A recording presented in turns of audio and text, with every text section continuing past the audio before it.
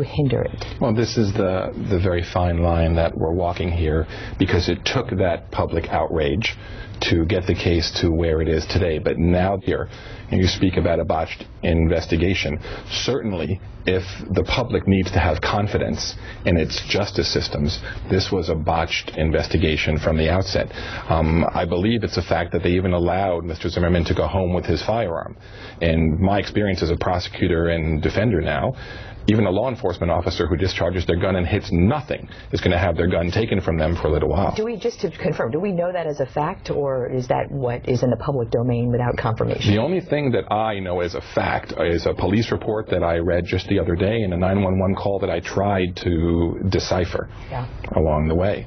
But in terms of the outrage and the call for an arrest, the process needs to do what it needs to do while we now go on and either use this. I heard yesterday people speaking about whether this is going to be a moment on behalf of this child or a movement to keep going down a positive road.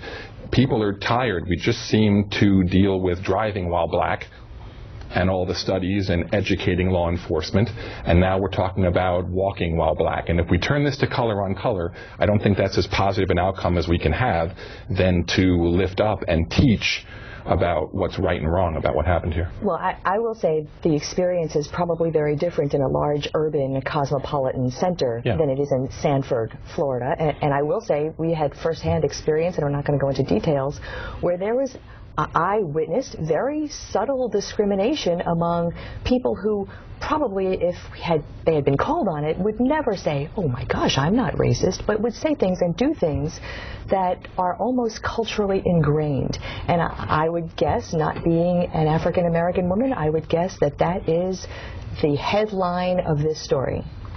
It is the headline, and believe it or not, for African Americans and other ethnicities, this is something that they have with every day. And for parents, myself included, you would wonder every day when your children leave the house whether or not they're going to be safe. And the contact with law enforcement and other authorities is certainly one of the considerations that you would think about in terms of, are they going to be safe, or are they going to encounter someone who will propose an issue for them?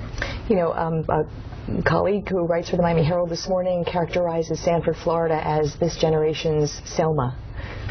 Do you think that will turn out to be accurate? I think it's appropriate. At least it's a movement, one which will be memorialized in history.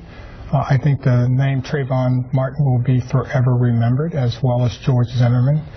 This is something that goes to the social conscience of America, not just Sanford, Florida, not just Florida, or it really impacts and affects the entire country. And I think that we're in a position, having had this occur, we're in a position now to make better of it, or to ultimately have something that results in... I agree. If we're going to be that single garment, instead of that descending spiral into darkness, this is the moment that should lead to more of that movement.